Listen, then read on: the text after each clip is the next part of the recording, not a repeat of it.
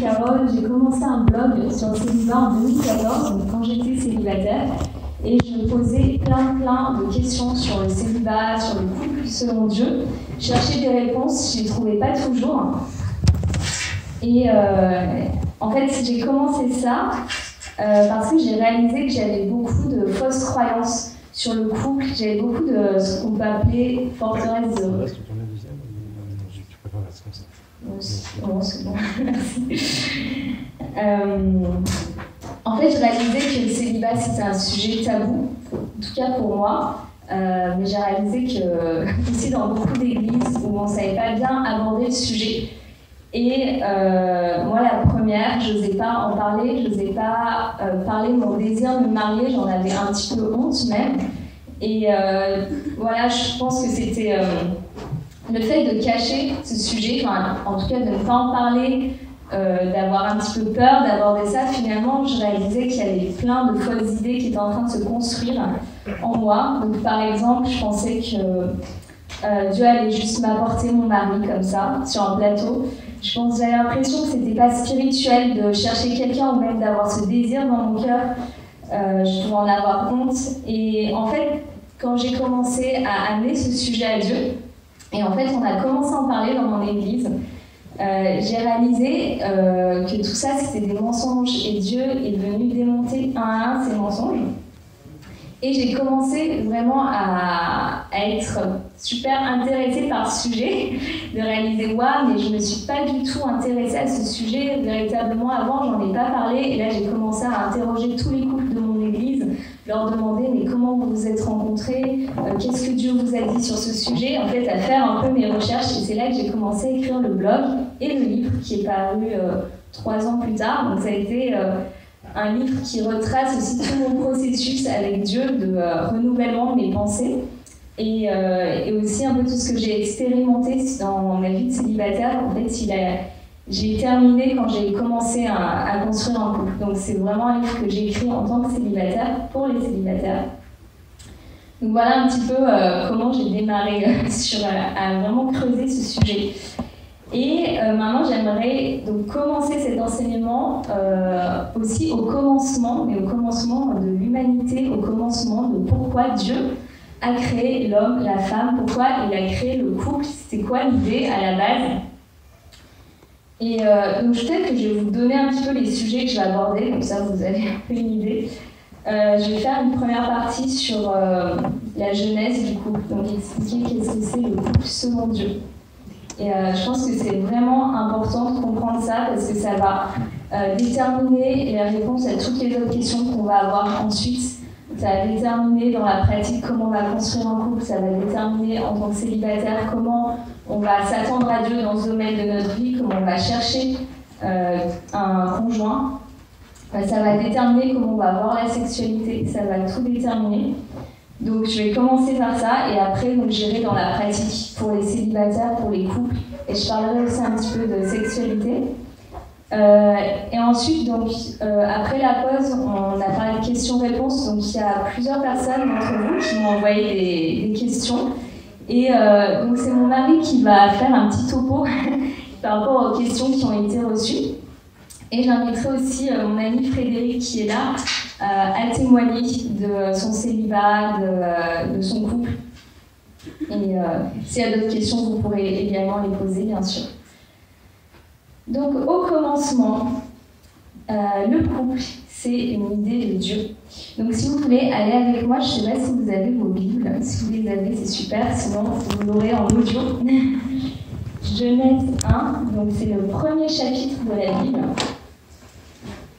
Et on voit Dieu qui crée le monde et il va créer le couple. Il va créer l'homme et la femme.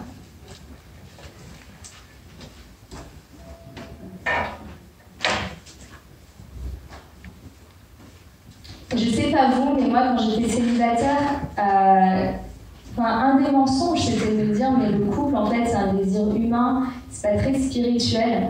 Et ça je pense que c'est un gros piège de penser ça. Parce qu'après, si on commence à dire c'est pas spirituel, du coup c'est un sujet sur lequel on va pas vraiment prier, c'est un sujet qu'on va un peu, enfin on va dire ok je m'occupe des choses spirituelles et le fait de ne pas aller dans ce sujet avec Dieu, de ne pas croire que non c'est sur le cœur de Dieu, bah, du coup on va aller des fois tout seul sur ce sujet-là, on ne va pas y aller avec Dieu.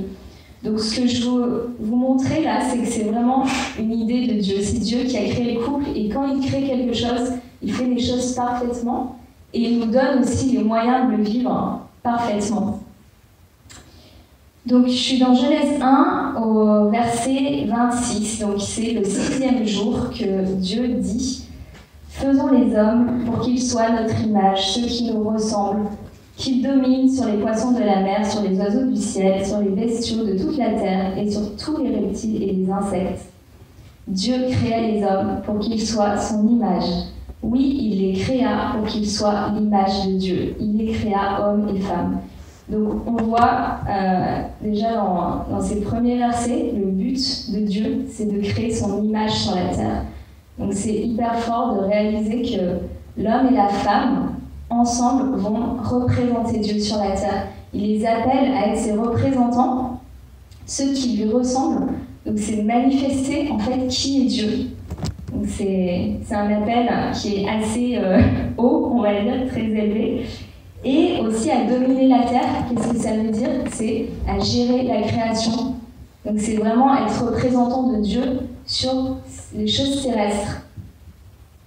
Dieu les bénit en disant « Soyez féconds, multipliez-vous, remplissez la terre, rendez-vous en maître, et dominez les poissons des mers, les oiseaux du ciel, et tous les reptiles et les insectes. » Donc c'est encore cette idée donc, de prendre soin de la terre, et aussi d'apporter la vie. Donc c'est autre chose qu'on voit dans le couple. Il faut un homme, une femme pour apporter la vie. Donc il y a vraiment une capacité dans le couple à donner la vie. Donc là on le voit physiquement, mais bien sûr il y a aussi une vie spirituelle qui peut être manifestée par le couple. Parce qu'on voit plus tard, Jésus il envoie ses disciples 2 par 2. Et on voit aussi que l'Église c'est 2 ou 3, quand 2 ou 3 sont réunis en mon nom, je suis là, au milieu d'eux. Donc on voit qu'il y a vraiment une capacité dans le couple à amener la vie.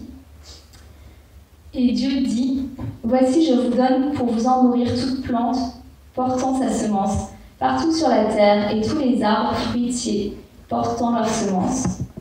Donc on voit aussi que Dieu il prend soin du couple, il ne met pas le couple sur la terre juste comme ça, sans rien, il les nourrit. Et leur donne tout ce dont ils ont besoin. Je donne aussi à tout animal vivant sur la terre. Bon, c'est pas très intéressant pour notre sujet. Et ce fut ainsi. Dieu considéra tout ce qu'il avait créé et il trouva cela très bon. Donc c'est intéressant parce que chaque jour, Dieu va créer quelque chose. Il va dire c'est bon. Et là, il dit c'est très bon. C'est la perfection. C'est la dernière chose qu'il crée. Et c'était le 6e jour. Ensuite, il a achevé sa création.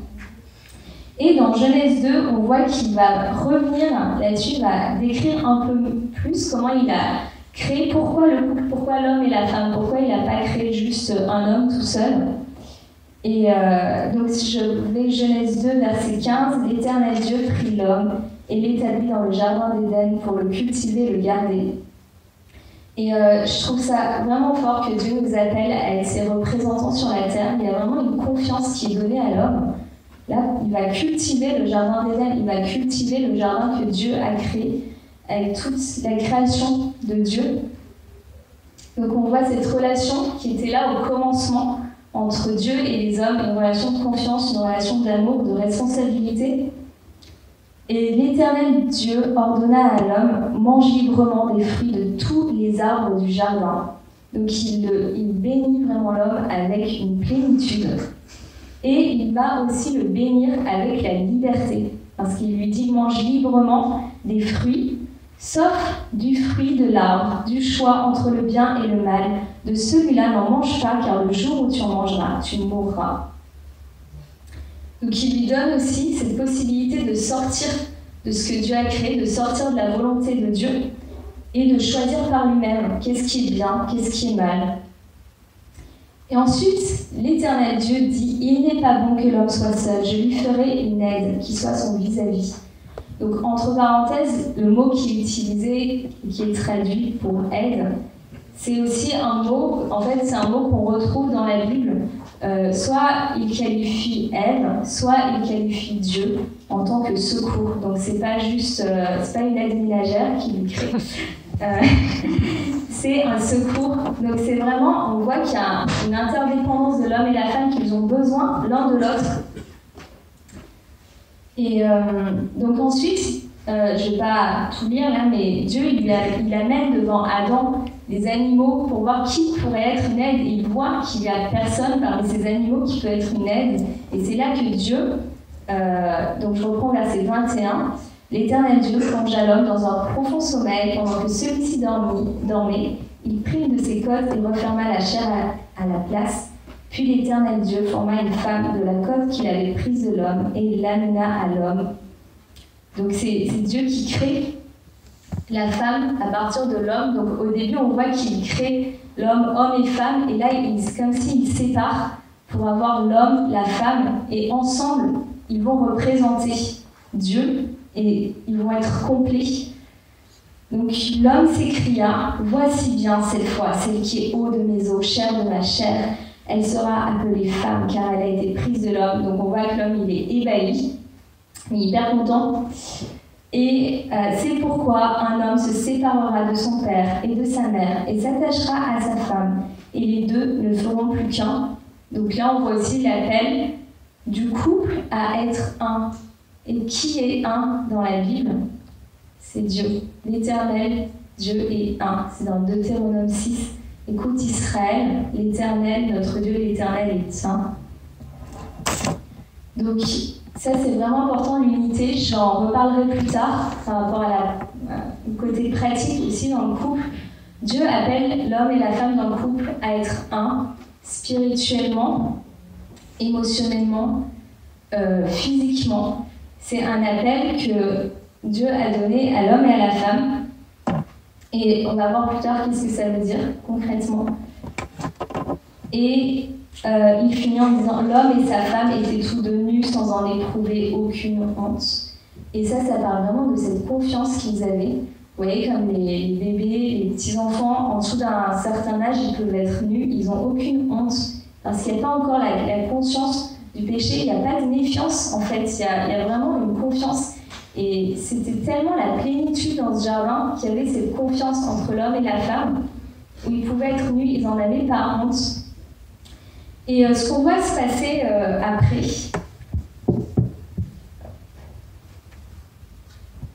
dans Genèse 3, c'est vraiment comment ce couple va être détruit. Et en fait, Dieu il a créé les choses parfaitement et il nous appelle à les vivre de cette façon. Mais il y a vraiment une destruction qui est entrée dans l'humanité. Donc je ne vais pas lire Genèse 3, mais je vais résumer. Donc on voit un serpent qui débarque dans le jardin et qui sème le doute sur la parole de Dieu, sur ce que Dieu a dit.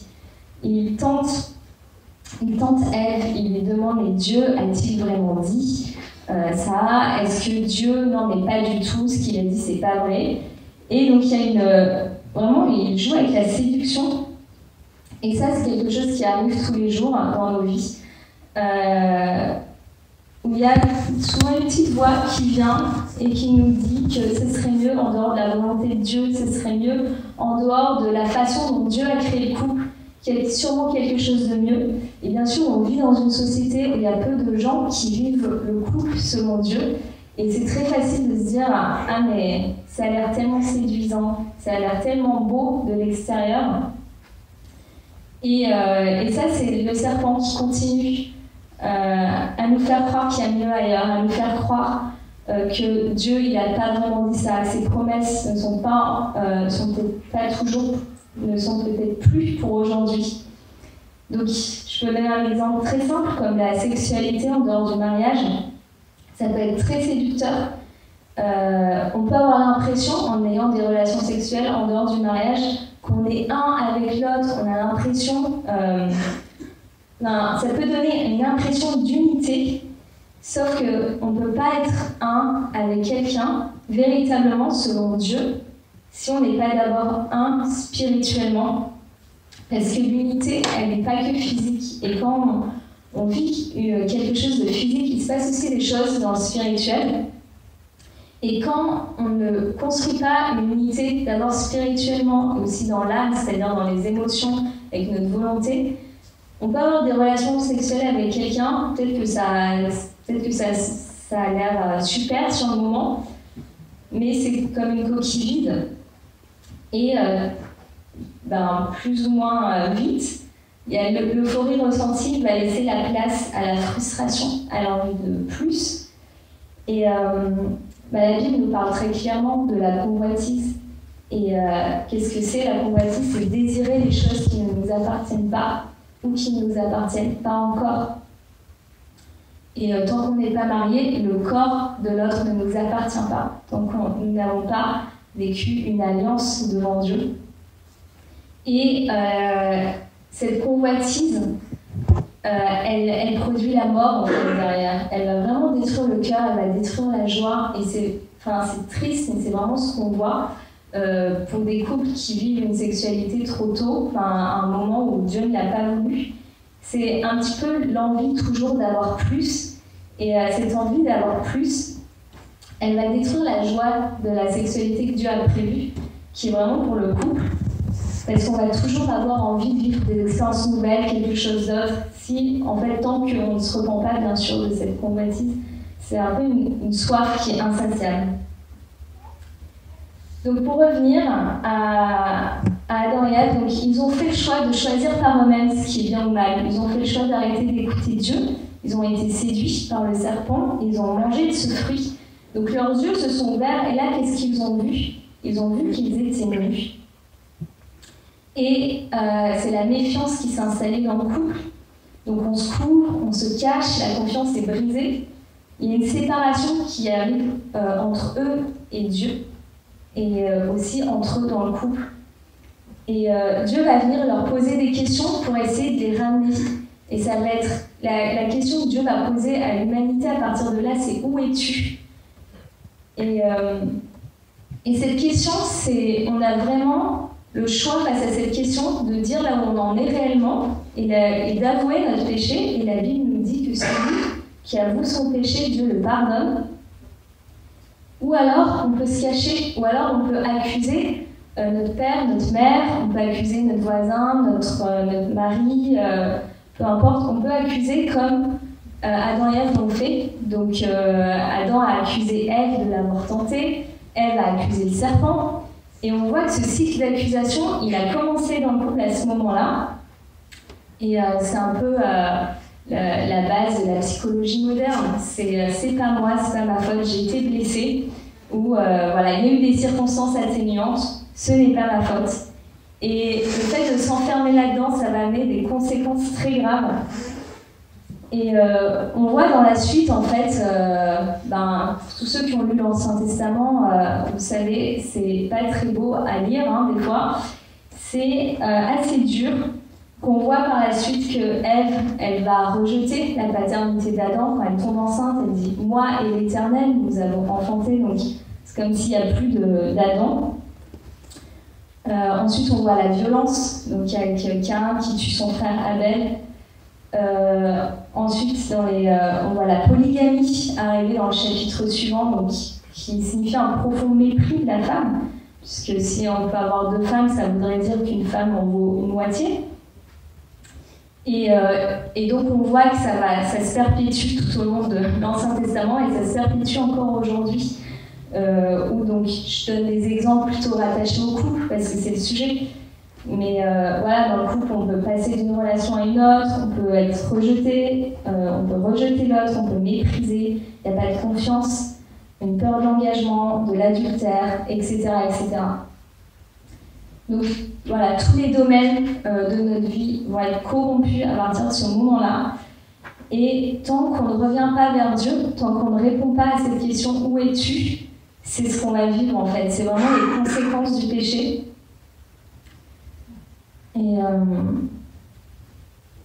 Et par nous-mêmes, on ne peut pas restaurer cette relation avec Dieu, on ne peut pas restaurer le couple. Et que ce soit dans une situation où on est en couple, où il y a de la division dans notre couple, que dans une situation où on est célibataire, on a l'impression qu'on n'arrive jamais à rencontrer la bonne personne, il y a quelque chose qu'on ne peut pas restaurer par nos propres forces. Et on a besoin de Dieu, en fait. Dieu, lui, il n'en est pas resté là. Et il a voulu réconcilier l'homme avec lui-même. Donc je pense que beaucoup d'entre vous ont déjà entendu cela et savent. Mais je tiens à vous dire que c'est vraiment Dieu qui est venu se réconcilier avec l'homme. Et par cette réconciliation, il a voulu avoir à nouveau une intimité avec l'homme, mais aussi restaurer ce qu'il avait prévu dès le commencement pour qu'on puisse le vivre à nouveau. Et on voit que dans l'Ancien Testament, il avait instauré les sacrifices d'animaux. Et en fait, c'était vraiment une image. Il faut qu'on comprenne qu'à chaque péché que nous faisons, ça mène la mort, ça entraîne la mort. Et donc l'idée, c'était à chaque fois que je pêche, il y a un animal qui meurt à ma place. Et ça a été comme une éducation du peuple d'Israël, pour qu'ensuite, quand Dieu vient lui-même sur la terre, dans la personne de Jésus, on comprenne pourquoi il est mort sur la croix. C'est pour porter nos péchés, pour nous réconcilier avec Dieu. En fait, il est vraiment venu porter nos péchés à notre place. Et il n'y a que par lui qu'on peut être réconcilié avec Dieu.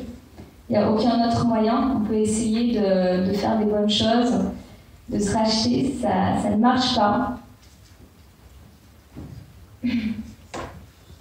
Donc il n'y a qu'à travers Christ qu'on peut vivre cette relation, et il y a aussi qu'à travers Christ qu'on peut vivre le couple selon Dieu.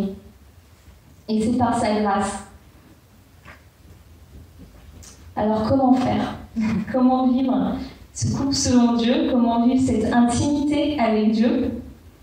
Donc nous devons d'abord nous réconcilier avec Dieu. Et si je commence par ça, c'est parce que sinon tout le reste, je peux vous donner 15 000 conseils de couple et vous allez voir plein de bouquins, de communication, tout ça. Ça ne marchera jamais. On a vraiment besoin de se réconcilier d'abord avec Dieu. Il n'y a que lui qui peut transformer nos couples, qui peut aussi nous permettre de vivre un couple selon lui. Quand nous sommes célibataires, je ne suis pas en train de vous dire qu'on ne peut pas vivre le couple sans Dieu, on peut le vivre.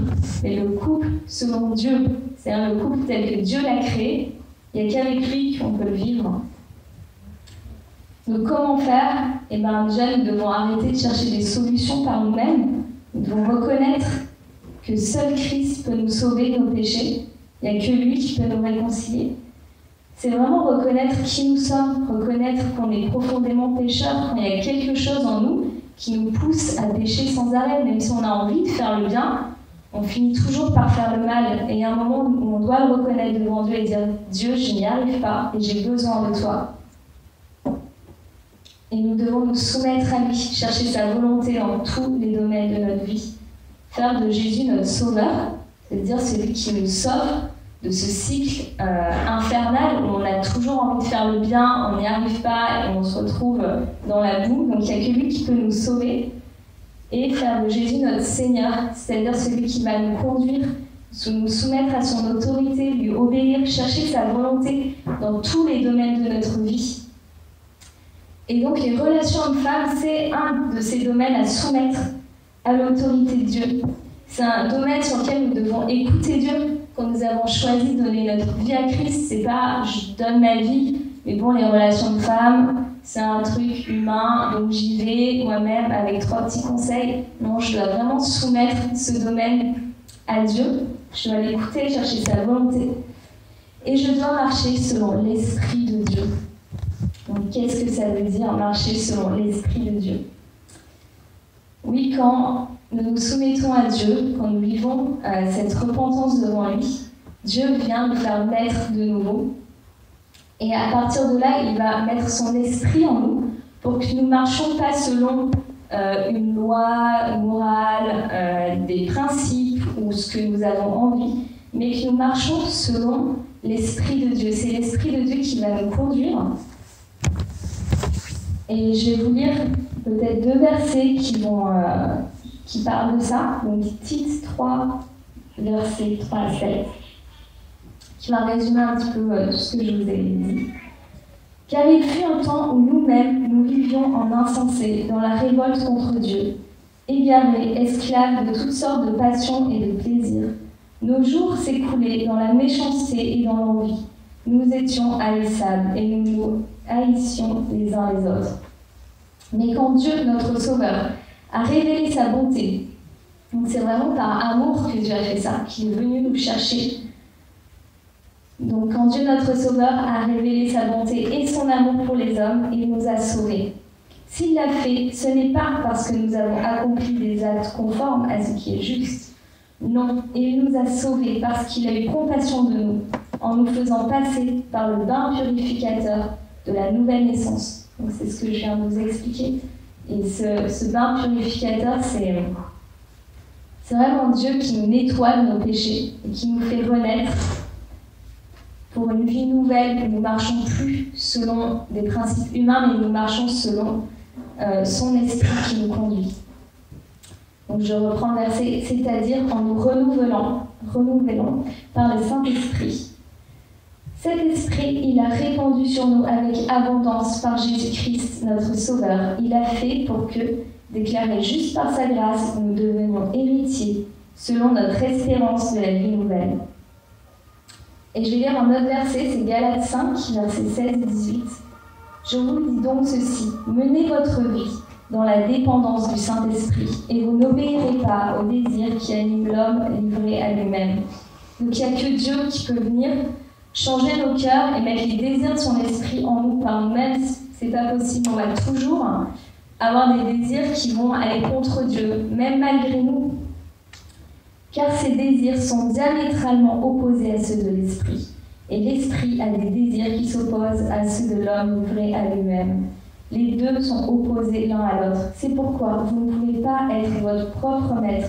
Mais si vous êtes conduit par l'esprit, vous n'êtes plus sous le régime de la loi. C'est-à-dire que nous ne sommes plus sous un régime où on a besoin d'une loi pour nous dire qu'est-ce que nous devons faire, parce qu'on a l'Esprit de Dieu qui va nous convaincre, qui va nous faire marcher dans ce qui est juste. C'est l'Esprit qui va vraiment nous conduire dans la justice. Donc voilà pour la base. Maintenant, je vais parler un petit peu de la pratique. Et je vais boire un petit peu avant. Ça va jusque-là.